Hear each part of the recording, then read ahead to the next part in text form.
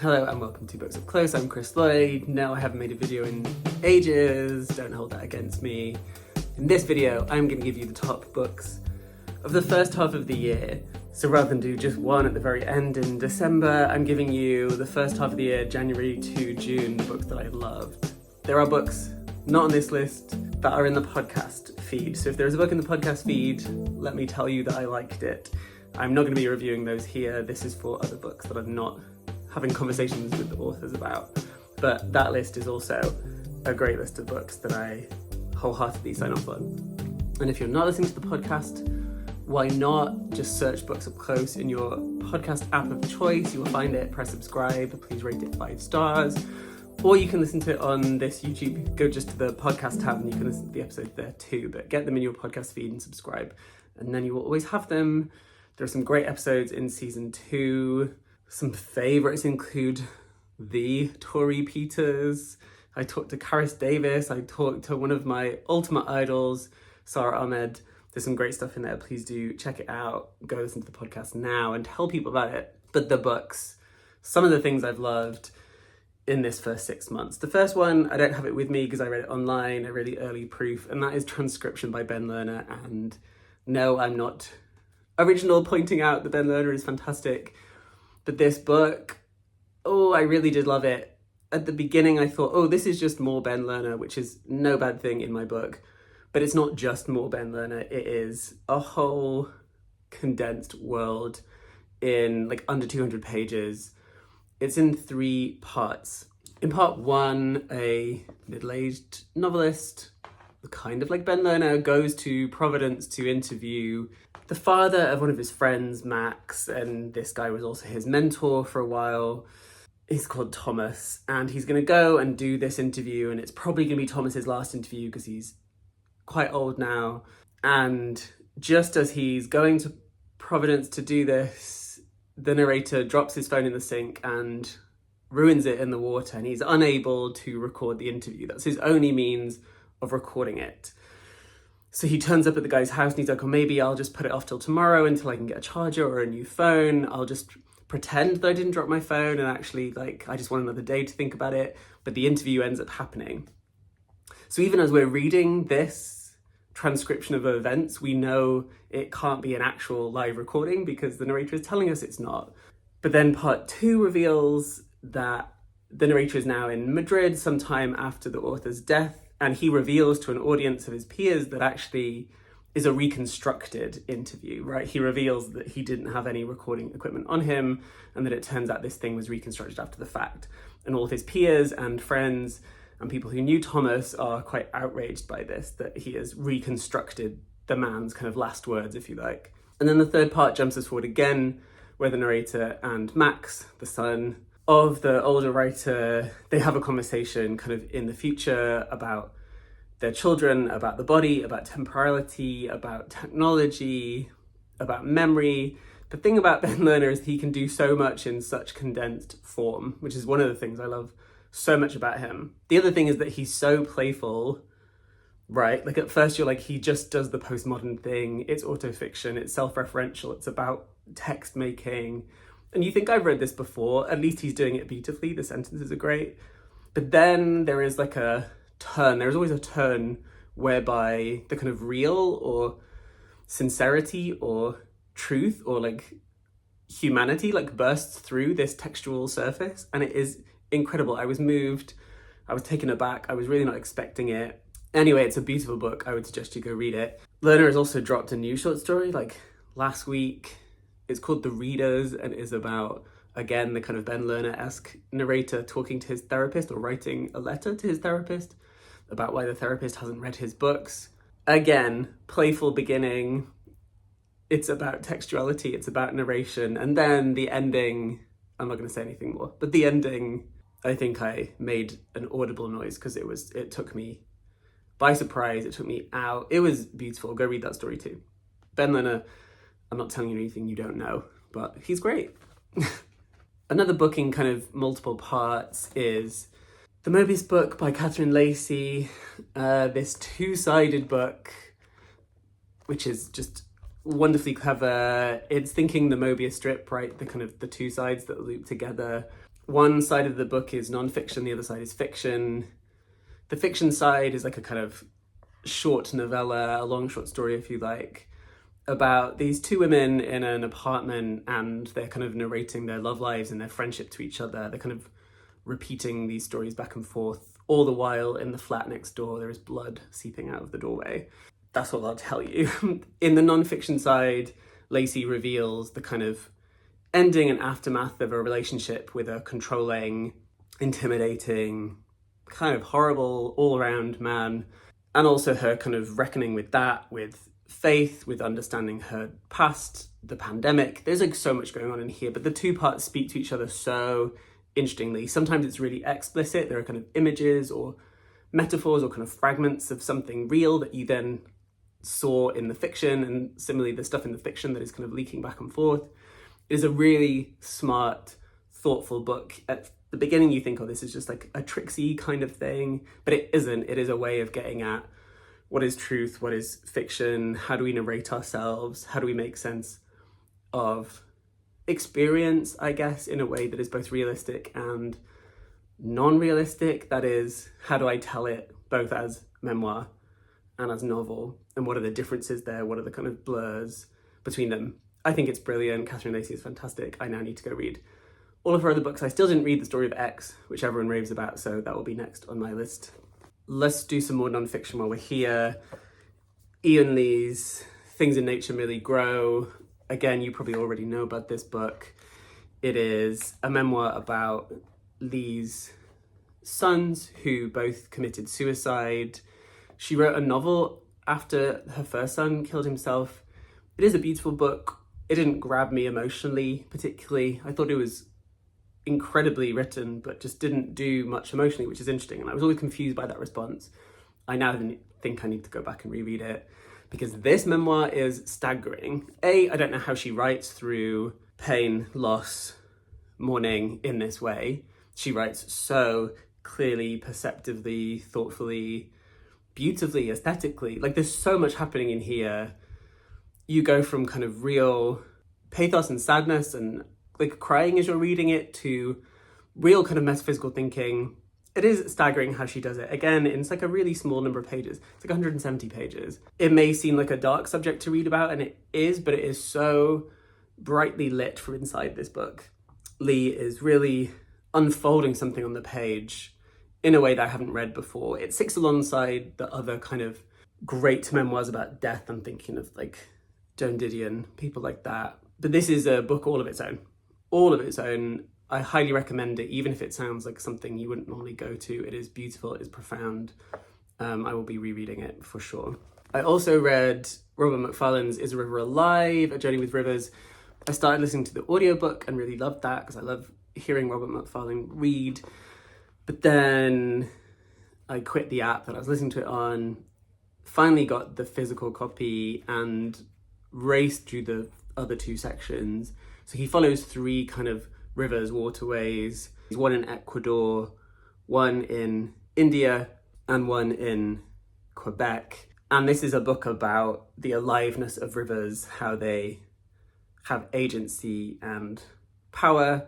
It is about history, it's a travelogue, it's an intimate portrait of the people he goes on the journeys with. It is a interrogation of land rights, where kind of the natural world or the more than human world gets to have rights, right? Like, is a river alive? Is a question that Macfarlane is like, well, yeah. And he talks to his kids at one point, and they're like, what are you writing now, Dad? He's like, I'm writing a book called Is a River Alive? And the kid's like, well, obviously.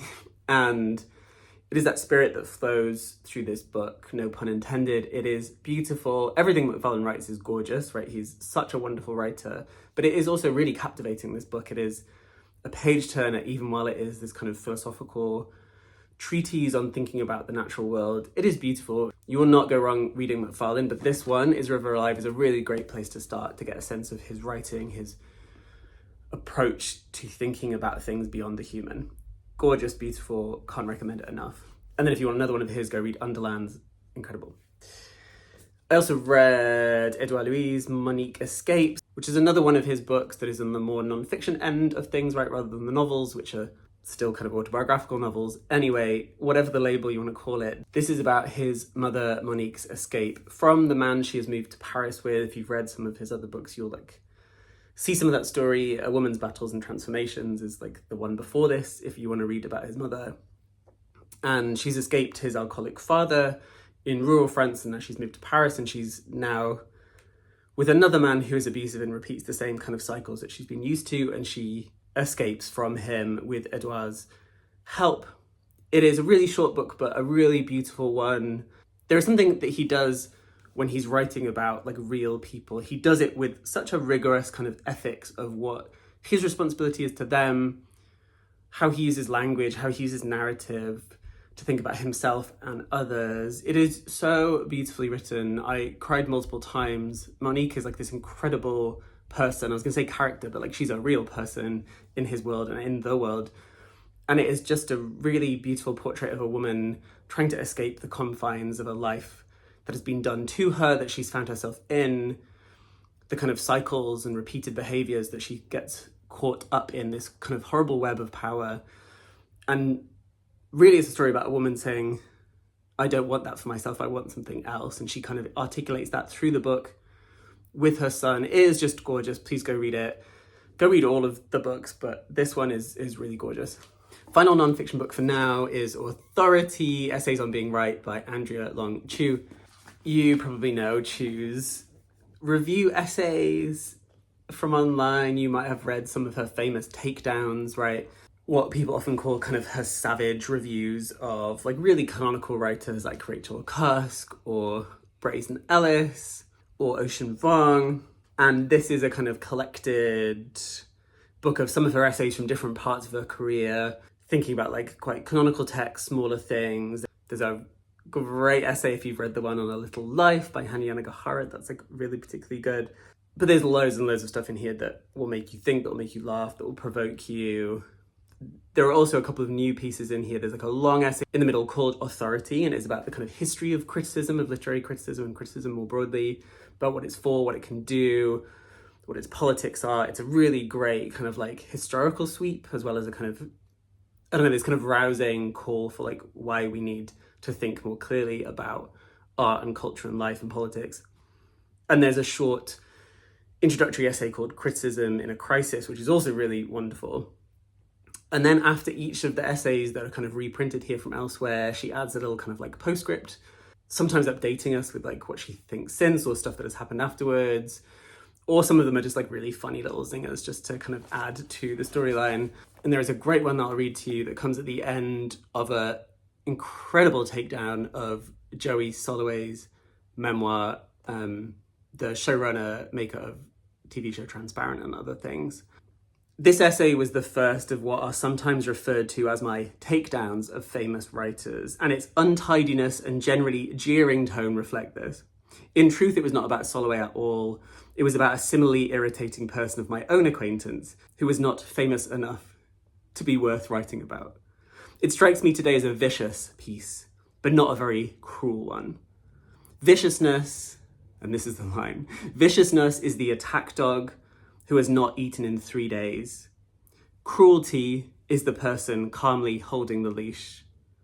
These days I aim for cruelty, which, okay, Andrea, like she's going in and she wants her critics to have a stake in the text, right? She's like, what is the point of us if not to draw in history, context, knowledge, opinion, perspective, emotion?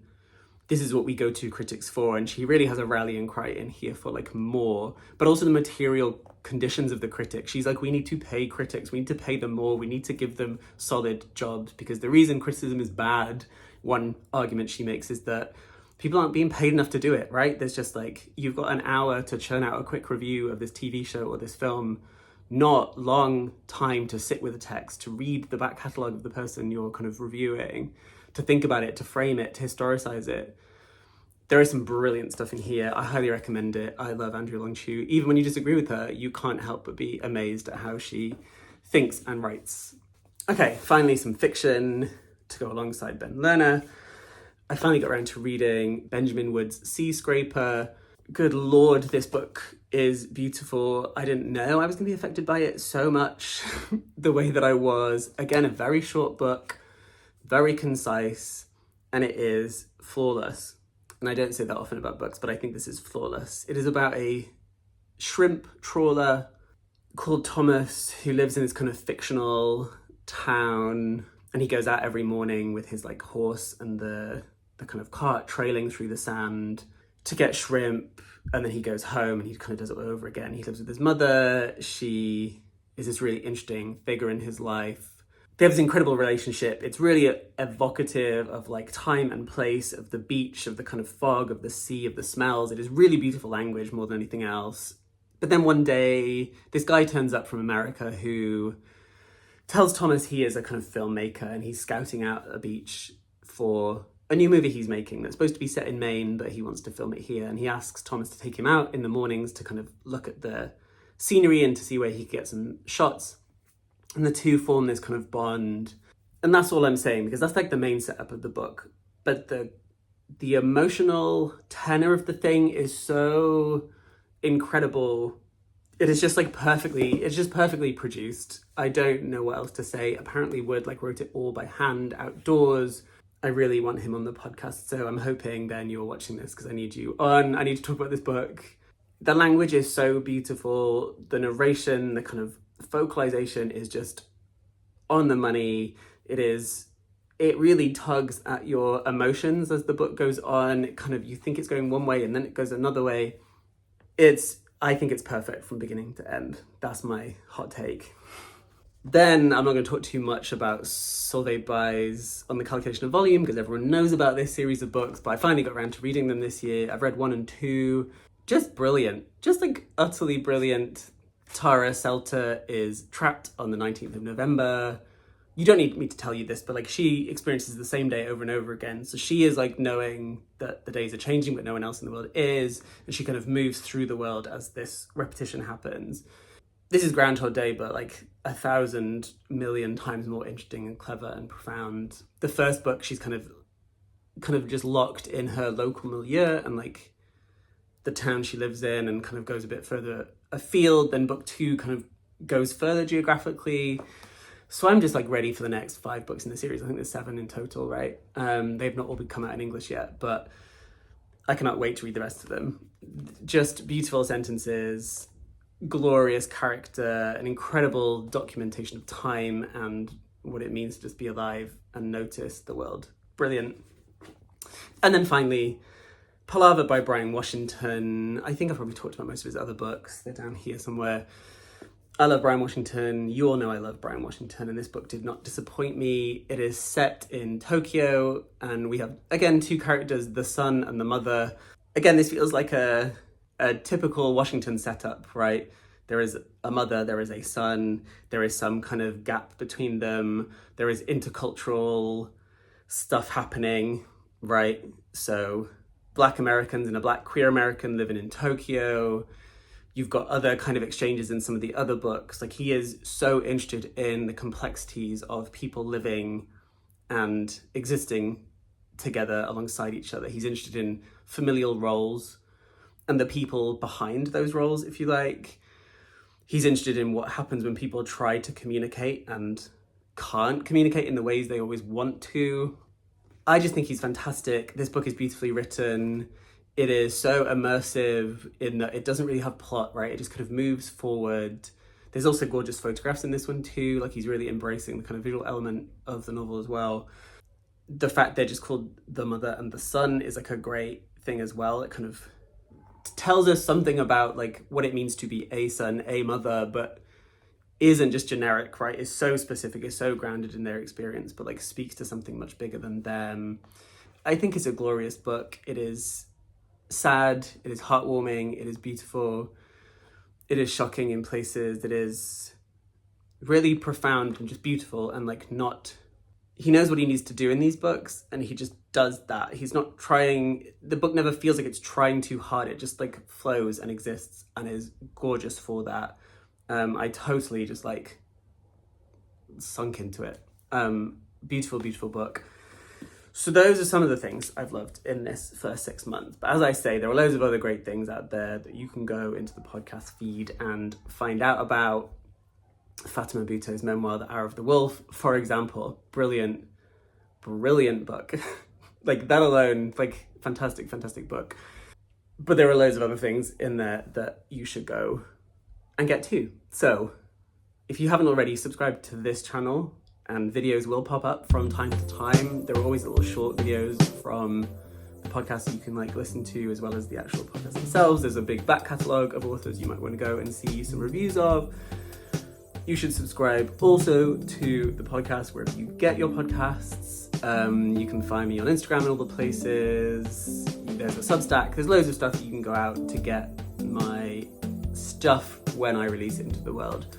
If you enjoyed this, please like it, share it with someone, and comment below. Have you read any of these books? Which ones do you like? Which ones did you not like? What are your books that you loved in the first half of this year? Tell me all the things. What should I put on my list?